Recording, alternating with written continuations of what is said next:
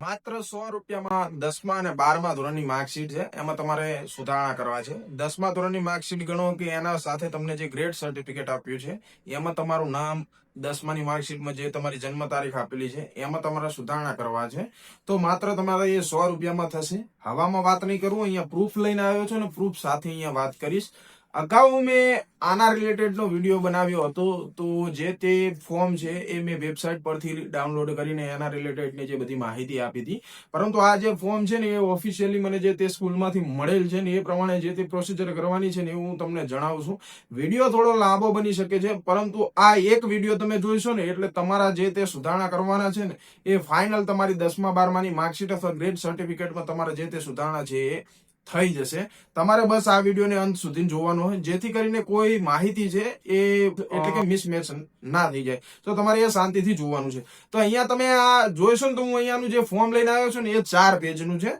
બધા જે પેજ છે ને એને નંબર આપેલા જેવા છે કે પરિશિષ્ટ નંબર 4, પરિશિષ્ટ 4A, પરિશિષ્ટ 4B, આ પ્રકારના આ જે તે ફોર્મ છે એના પેજના જે તે નંબર આપેલા છે.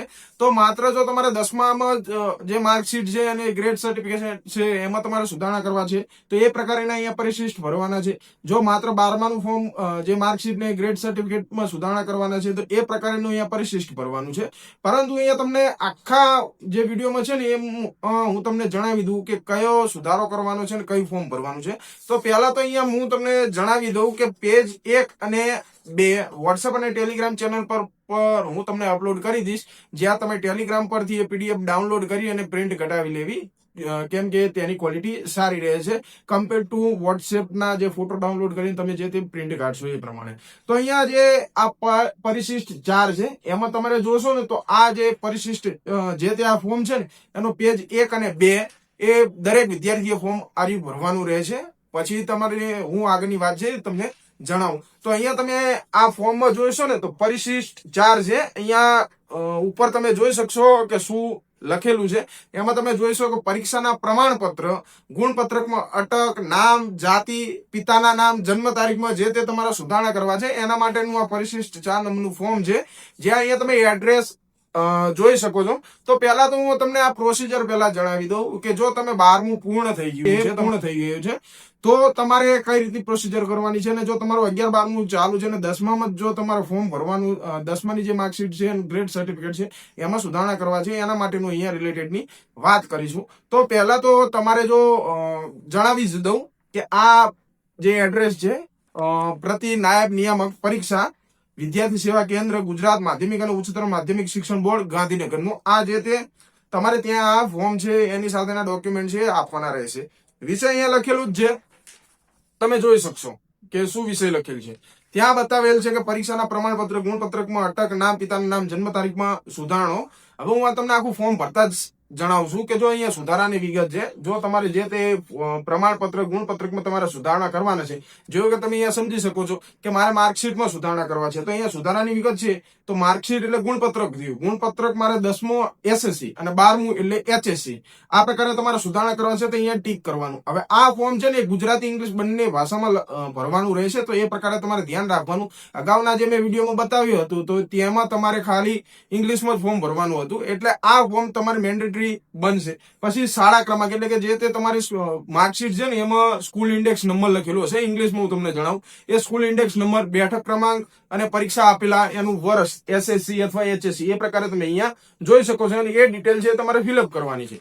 એના પછી જે ઉમેદવારનું નામ છે એ અંગ્રેજીમાં ભરવું, તો એ પ્રકારે તમારું નામ છે ભરી દેવાનું. ઉમેદવારનું સરનામું એ તમારે જે તે સરનામું કરંટ લાગતું હોય એ તમારે ભરી દેવાનું. પછી ત્રીજા નંબરનું જે પોઈન્ટ છે એમાં જણાવેલ છે કે અટક, નામ, પિતા નામ અને જન્મ તારીખ, જેમાં તમારે સુધારણો કરવાનો છે એ લખવાનું છે. એના બદલે તમારે જે તે સુધારણો કરવાનો, જેવું કે મારું નામ જે તે ચાલે છે એ પેલા જે ખાલી જગ્યા છે એમાં ભરવાનું છે, એના બદલે બીજું જે મારું નામ છે એટલે કે મારા નામમાં સુધારણા કરવાના છે. એટલે મારું નામ પહેલામાં જે જૂનું છે એ લખવાનું છે, ના બદલે હવે મારું જે નવું નામ છે એ લખવાનું છે. પછી અહીંયા સુધારા ફી, જે મેં તમને થંબનેલમાં જણાવ્યું છે ને એ પ્રમાણે કે માત્ર 100 રૂપિયામાં તમારે જે માર્કશીટ છે એમાં સુધારણા થશે. તો સુધારા માટેની ફી અહીંયા તમને જણાવી દઉં કે 10મું જે ધોરણ છે એમાં તમારે ગુણપત્રક સુધારવાનું છે, તો એ પ્રમાણે અહીંયા 100 ગુણ્યા જે તે તમારે જેટલા સુધારણા કરવાના છે એ પ્રમાણે રહેતું હોય છે, એટલે કે 100 રૂપિયામાં તમારે સુધારણા થશે. પછી આ સુધારા ફી છે 100 રૂપિયા.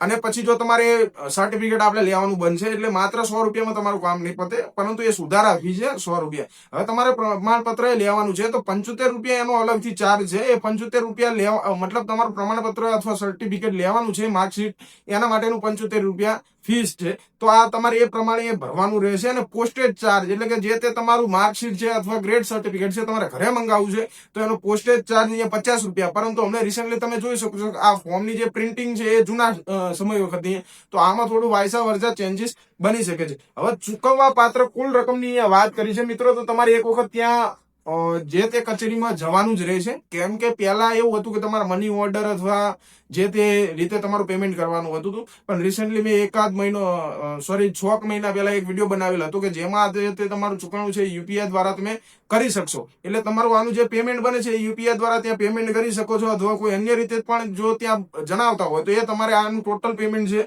એ ભરી દેવાનું. ચૂકવવા પાત્ર કુલ રકમ અંદર લખી દેવાની, એની જે તે ટ્રાન્ઝેક્શન આઈડી અને સમય અને તારીખ આટલું અંદર એમાં ભરવાનું રહે છે. હવે આ જે તમારે 10મા 12માની માર્કશીટમાં તમારે સુધારણા કરવાના છે, એના માટે તમારે સ્કૂલ જે તે લાગે છે ત્યાંના પ્રિન્સિપાલ પાસે પાછળનું પેજ છે સર્ટિફાઈડ કરાવવાનું રહેશે. તો તમે અહીંયા જોઈ શકશો. તો આ ડિટેલ છે ને એ બધી આચાર્ય સાહેબે ભરવાની છે, જેમાં આચાર્ય શ્રી જે તે સ્કૂલના જે મારફતે એમને જે તે તમારી આ સાઇન કરશે, એનો જાવક નંબર જે રજીસ્ટરમાં પાડે છે એ તારીખ લખશે. પછી એમાં જે તમારું નામ છે કે એના બદલે અને નવું નામ છે એ પ્રકારે એમાં ભરવાનું રહેશે. અને પછી આને સર્ટિફાઈડ કરવાની રહેશે. તો તમે આ ફોર્મ પ્રમાણે જોઈ શકશો જે પરિશિષ્ટ નંબર 4 છે. હવે જે તે તમારે નોંધ કરીને આ ફોર્મમાં જણાવેલ છે કે તમારે જો ધોરણ 10મા માટેના બિડાણ તમે જોઈ શકશો અને ધોરણ 12 માટેના બિડાણ અહીંયા તમે જોઈ શકશો. એ પ્રકારે તમારે જે તે ડોક્યુમેન્ટ છે આપવાના રહે છે. તો પ્રમાણપત્રમાં આ તમારે જે તે ફોર્મ છે એ 4A બ આ પ્રકારે જે તે કોલમની વાત છે અને ફોર્મ છે એ ભરવાનું રહેશે.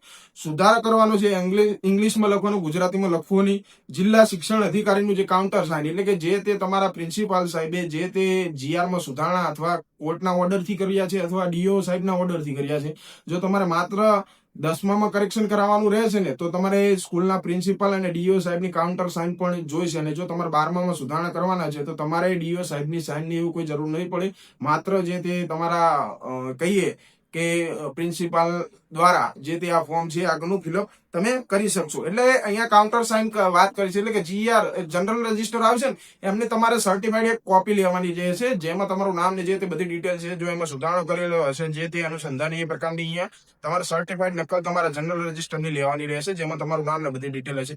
એ લીધા પછી તમારું આ જે તે માર્કશીટ છે એ જોડવાનું રહેશે. અરજીનો નમૂનો છે પ્રમાણિત કરેલી એલસી, એટલે એલસી ની તમારે કોઈ નોટરી પાસે સર્ટિફાઈડ કરાવી દેવાની અથવા કોઈ ગવર્મેન્ટ ઓફિસર પાસે એ કરાવી શકો છો. અને જો ધોરણ 10ના જનરલ રજીસ્ટર પરથી ઉતારો કરી જિલ્લા શિક્ષણ અધિકારીની કાઉન્ટર સાઇન સાથેનું પત્ર જે 4B એની વાત કરી છે, જે આ 3જા નંબરનું પેજ છે એ 4B છે, એમાં તમારે આ જે તે બધી ડિટેલ છે એ ભરવાની રહેશે. સોરી, એ 3જા નંબરનું પેજ છે 4A છે અને 4થા નંબરનું પેજ છે 4B છે. એટલે જો તમારે 10મામાં સુધારણા કરવાના છે તો 4B એટલે કે 4થા નંબરનું પેજ છે એ તમારે ભરવાનું રહેશે, માત્ર 10મા ધોરણની માર્કશીટ અને ગુણપત્રક માટેનું. એટલે તમે સમજી શકશો કે ગ્રેડ સર્ટિફિકેટ માટે. પછી તમારે જે ત્યાંની જે સુધારા માટેની ફી છે ભરવાની છે. જનરલ રજીસ્ટર પ્રમાણિત નકલ એ મેં તમને આગળ જણાવી લીધું. અને શિક્ષણ અધિકારીની જે કાઉન્ટર સાઇન. હવે તમારે અહીંયા ધ્યાન રાખવાનું, માત્ર એફિડેવિટ કે ગેજેટથી તમારું આ સુધારણા નહીં થાય. એટલે આના રિલેટેડ તમે સમજી શકશો કે જો તમારું 11-12મું ધોરણ ચાલુ છે અને 10મામાં તમારા સુધારણા કરવાના છે તો એમાં કોર્ટનો ઓર્ડરની જરૂર નહીં પડતી. ડીઓના ઓર્ડરથી તમારા જે તે સુધારણા છે એ થતા હોય છે. જો તમે સ્ટડી પૂર્ણ કરી દીધું છે તો તમારે કોર્ટ ઓર્ડર જોઈશે અને કોર્ટ ઓર્ડર તમારે આમાં જોડવો પડશે, કારણ કે કોર્ટ ઓર્ડરના અનુસંધાને પ્રિન્સિપાલ અને તમારા ડીઓ સાહેબ છે એમાં સાઇન કરશે. અને જો માત્ર તમારે 12મા ધોરણનું જ બિડાણમાં તમારે સુધારણા કરવાના છે, એટલે કે 12મામાં જ તમારે સુધારણા કરવાના છે, તો એના માટે ઉમેદવારનું અસલ ગુણપત્ર એટલે આ ઉપરના જે ડોક્યુમેન્ટ જણાવે છે એ પ્રમાણે એસએસસી ની માર્કશીટ અને પ્રમાણપત્રની ઝેરોક્સ ની નકલ અને પત્રક 4 અને 4A એટલે તમે સમજી શકો છો કે આ 1, 2 અને 3 નંબર સુધીને તમારે આ જે તે 12મા ધોરણ માટે ફોર્મ ભરવાનું રહેશે. જો 10મામાં ભરવાનું છે તો તમારે 10મું અને 12મું બંને સુધારણા કરવાના છે તો 4 પેજ તમારે ભરવાના રહેશે. જો માત્ર તમારે 10મું ધોરણ ચેન્જીસ કરાવવાના છે તો પહેલું પેજ, બીજું પેજ અને ચોથું પેજ. જો તમારે 12મા ધોરણમાં કરેક્શન કરાવવાના છે તો પહેલું, બીજું અને ત્રીજું પેજ આ 12મા ધોરણ માટેનું છે. હવે અહીંયા તમે આગળનું તો સર્ટિફાઈડ છે, જેમાં હું તમારો વધારે ટાઈમ નહીં લઉં. તો અહીંયા જે તે સ્કૂલના પ્રિન્સિપાલે એ પરિશિષ્ટ 4A એ ભરવાનું રહેશે. બધી ડિટેલ એમને અહીંયા ભરવાની છે ને અહીંયા એમના જે તે સ્ટેમ્પ છે એમની સાઇન છે કરવાની છે, શાળાનું નામ પૂરું સરનામું એ ભરવાનું છે. અને આ જે ડિટેલ છે એ બધી કચેરી માટે એટલે કે ગાંધીનગરની કચેરી માટેની જે તે ડિટેલ છે. હવે 10મામાં જે તમારે સુધારણા કરવાના છે એમાં પેજ નંબર 4 આપેલ છે, એમાં લખેલ છે પરિશિષ્ટ 4B અને ઉપર લખેલું છે કે ફક્ત ધોરણ 10 ની માર્કશીટમાં અથવા પ્રમાણપત્રમાં સુધારણા કરવાના છે, જેમાં GR નંબર લખવાનો છે, તમારું નામ છે, પછી કાસ્ટ પ્લસ સબકાસ્ટ એની સાથેની તમારી ડિટેલ ભરવાની, પ્લેસ ઓફ બર્થ એટલે કે તમારું જન્મસ્થળ, જન્મ તારીખ, લાસ્ટ સ્કૂલ અટેન્ડ એટલે છેલ્લે જે તમે સ્કૂલમાં ભણ્યા હોય તે, ડેટ ઓફ એડમિશન એ જે તે પ્રિન્સિપાલે જ આ બધી ડિટેલ ભરવાની, અને સ્ટાન્ડર્ડ ક્લાસ એડમિટેડ આ બધી ડિટેલ તમારા સ્કૂલના પ્રિન્સિપાલે ભરવાની છે. એમાં એક્ઝામ સીટ નંબર, પછી યર એન્ડ પાસિંગ મંથ જે તે છે એ સ્કૂલના પ્રિન્સિપાલે લખવાની છે, તારીખ મારવાની છે. અને આની સાથે જે તે તમે કાઉન્ટર સાઇન માટેનું જે તે તમારે GR ને લઈને જશો. એટલે 10મા ધોરણમાં તમારે સુધારણા કરાવવાના છે માર્કશીટમાં, એટલે તમારે ત્યાં DO ઓફિસરની પણ સાઇન જોઈશે. તો મિત્રો આ પ્રકારે એની જે તે પ્રોસિજર છે કરવાની છે. અને આ પ્રોસિજર કરશો, ભલે તમારું સ્ટડી પૂર્ણ થઈ ગયું છે અથવા ચાલુ છે, તો તમારી 10મા અને 12માની માર્કશીટ અથવા ગ્રેડ સર્ટિફિકેટમાં તમારા જે જોઈતા સુધારા છે એ થઈ શકશે. અને વધુ માહિતી માટે તમે ઇન્સ્ટાગ્રામ પર મને DM કરી